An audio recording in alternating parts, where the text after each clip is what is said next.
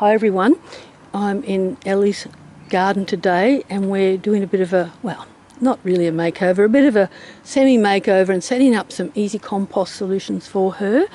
And this is her garden up the top. I'm going to pan down to the bottom because she wants me to come back in 6 months and show you how beautiful it all is. Here are 2 green tumbler composters she's got there on the go. Well, they're not on the go at the moment, they're empty. I'll explain them in a minute. And down the back here she has also this other green composter which she's not sure what to do with yet. She's still thinking about that. And all this whole area is getting redone. A lady's come around and given her some plans, and because she's got really bad shaly soil, she's going to put everything in pots. So she won't have to worry about the soil being shale. But getting back to these 2 green tumblers, and I'll let her tell you what happened with them. I'll get a bit closer. In this bin here is about a quarter of the contents she emptied from out of these 2 green tumblers, and we were emptying it out to put on the garden, but right down the bottom here it's as stinky as, and it's still got undecomposed waste down here after 6 months. Look at that. So I'm going to show her how to get rid of that my easy way, and I'll show you that in a minute, but she can tell you what happened with the 2 tumblers. So far away, Ellie. Well, many years ago I bought these compost tumblers because on the advert it said we would have compost in 28 days. Well, it generally takes 6 months plus to break down into usable compost. And I also found, I've got a lot of kitchen scraps that I use. It was so wet and always so stinky, even with the addition of dry leaves, that I used to put the vegetable peelings on trays in the sun for 24 hours before I added them to the compost. Otherwise it stank and was a soggy, revolting mess. So it stinks like this stuff in the black bin. All this compost we've taken out today in here, and that stench in there is what it smelt like all the time. Yes. Oh, yeah. So the neighbours would have hated you too. So we have, yeah, go on, sorry. I found that I had to put in a lot of dry matter, shredding all my bills and newspaper, but it was a problem to keep it smelling sweet. And the pipe in the centre also broke twice, you said. It rotted out and you had to replace it twice? Yes, so this is the 3rd pole that these tumblers have been on. Fortunately, I've got a very handy husband. And in here we've got a bag of leaves which she's been saving, or she used to use to put in that tumbler to dry up the contents, but I'm going to show her another way to get rid of that easy. And just behind it we also have the remnants of some Plumbago plants here. I'm going to show her how to get rid of that easy as well. We're heading back up the hill now to set up 3 systems inside planter pots, and then I'm going to show her how to get rid of her green waste really easy in these big black bins without all the hard work of these other tumblers that she's been trying to use. We're up in the front garden now, everyone, and we're going to set up these 2 containers here for Ellie, and I want to explain the difference here with these 2 pots. This pot has holes in the side here. These are great, but when you do this system with the Compot inside it, you need to bury this in the garden up to there, so all the juices will come out there and go straight into the garden. That is one thing you have to consider if you're using a pot like this. Other pots, this pot, we're really lucky. It's already got holes drilled in it. And as you can see, there's 1, 2, 3, 4, 5, 6 holes, perfect. And these are a good size hole. You need a hole at least, you know, that thick, which is a little bit smaller than that, or that thick ideally, but this will do. If it slows down, she can decide to change it the next time she needs to, if she empties the soil out. But for now, this is perfect, this is good, but in my opinion, not ideal. So what we do then, we're going to put the Compot in the bottom, like that, and we want it so that if you've got the lid up that way, or that way, you can still cover it. Now this one's a little bit low for what I would like. I would prefer it like at about that level, but we've got any little flat plastic takeaway containers. So what you can do to raise the pot up a little bit, if it sits too low in the pot, is to put it on top of something that's not going to decompose. This one might not be strong enough, but there, that's pretty good. Now see when I put it, this is probably a little bit high if I had the lid up that way. I don't think there's anything thinner than that. Okay, let's try that. And actually they're a bit stronger too. Yeah, Just one. Yeah. So we'll put that in the bottom. So you can see how we've got the pot sitting on top of that container. And what that does, it just raises the pot to a height that works for you. So as the contents keep getting taken down into the ground, you don't have to worry about the pot dropping down and then having to lift it up all the time. It stays at the same level all the time. And most of the time I do the lid this way, but it depends. If you overfill your pot, you can put the lid up the other way.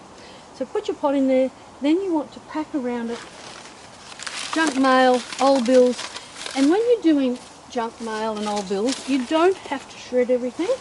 You just need to scrunch it up and pack it around. So Ellie's got a lot of stuff here. Now this is a lot of cardboard, so we're going to have to give this a good water when we start it, because the cardboard needs to be really wet for it to work. We've been soaking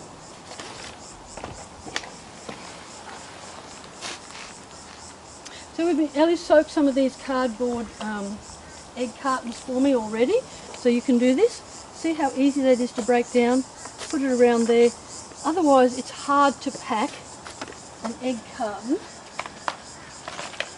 around the side when it's dry. See? That's just really fiddly.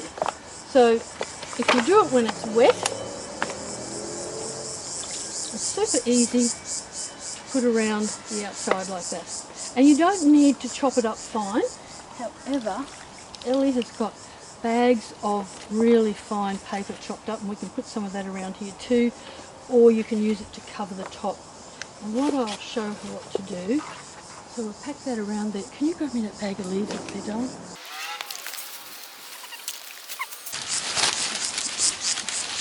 So we've also got some leaves that she had in a plastic bag rotting down, but all it's done is dry out. Now that's good because it makes it easy to break up, but it's bad because it won't decompose. Everything has to be wet to break down properly. So when you put it around the outside like this, and then you fill your pot up with all your wet waste, it will wet all this stuff around the outside. But for today, we're going to have to start off by wetting it, like we did on that other video on Facebook. And she's got a lot of this, so I'm going to show her the other easy way to do it as well. And you can see when I pack that down, you can really fit an enormous amount of waste around the outside of your pot. She has got oodles and oodles of this shredded paper. So I'm going to put some of it in these pots, and I'm going to show her how to do some of it on top as well. Really easy to pack around. You do not need to shred paper. Just scrunch it up and pack it around and put your old bills, junk mail, anything you want. It doesn't have to be anything special. As long as it's wet, it'll get broken down. So we've got quite a lot of this. We can pack a lot of this around. Now you might want to put some other waste around there. So this smelly waste that has come from the other green tumblers, we'll put a little bit of this around there too, as a way of getting rid of it because it's not working in that tumbler. My pot's getting a bit lopsided there, not that that matters, but I like to keep it in the centre so I can still pack stuff around it. But you know, however it comes out, it doesn't really matter. You don't have to be too fussy at all. Now this stuff, because it's come out of those tumbler bins, it's a bit stinky. So you don't want that smell in your garden. So this is where you then cover it with leaves or straw or grass clippings or what else? Anything that you're throwing away that can compost down, but that will give a covering on top to keep the moisture in. So you want to keep the covering on to keep everything nice and moist inside. So I'm going to pack this around a bit here because we've got to get rid of this waste so we can drill some holes in that bin so I can show her the next step to get rid of her waste easy. And this is only a quarter of what we put in the garden. That'll do. So see how I've packed that around there? And the worms will smell that once everything starts soaking into the ground.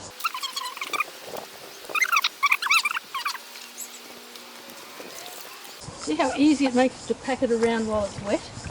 So much easier than when it's dry. And you don't have to be fussy because the worms will break it down anyway as long as it's wet. That'll do for now. So what I'm going to do is then, you can clean out this bottom if you want, but you don't have to.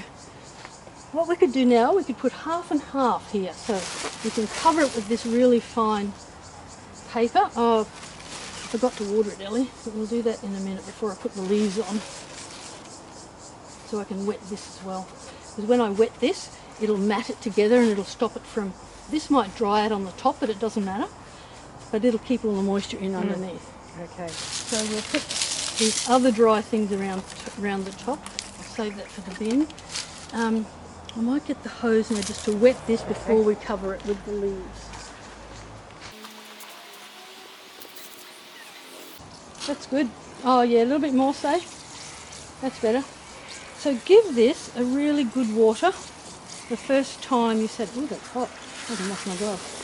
The first time you set it up, give it a really good water. You want everything below here to be really nice and wet.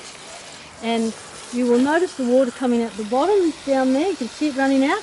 That's why in this type of pot you need to bury it in the ground a bit. And that's why I don't think this is the best type of pot, but it will absolutely work just as well as long as you're keeping those contents wet. Now we need to turn that off again, Ellie. I'll just keep walking while she's, let's see if that's some under there. There's all that stuff around the side there. Perfect, okay. So, she'll be able to see the difference now with what we do with that paper around. You can see actually now that that's squashed down even more. Doesn't matter. So now, this is where I put all my old leaves and my grass clippings. She doesn't actually have any old leaves other than this pile of rubbish. That it will do for starters. And it's dry, so that doesn't matter.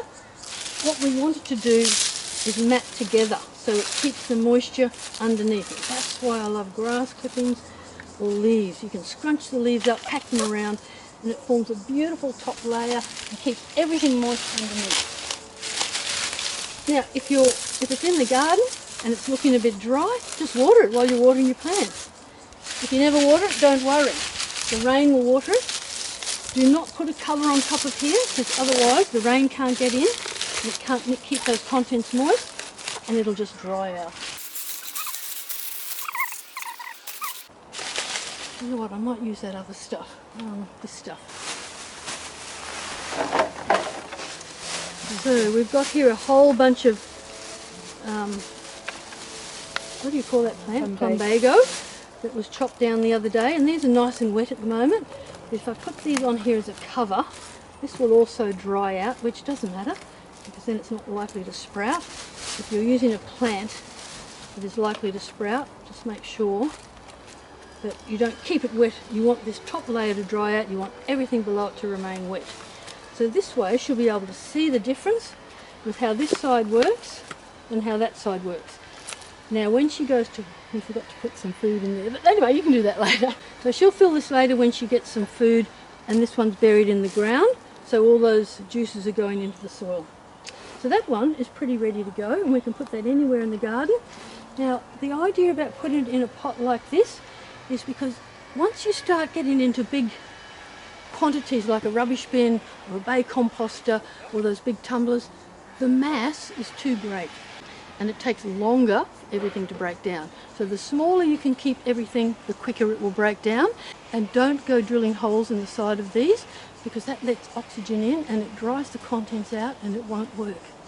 It'll take 6 months like those tumblers to break down and it won't work that well. So keep it nice and moist underneath and you're good to go. That's one. So now we can do another one. I'm trying to lift this out of the way without moving. I can't. Okay.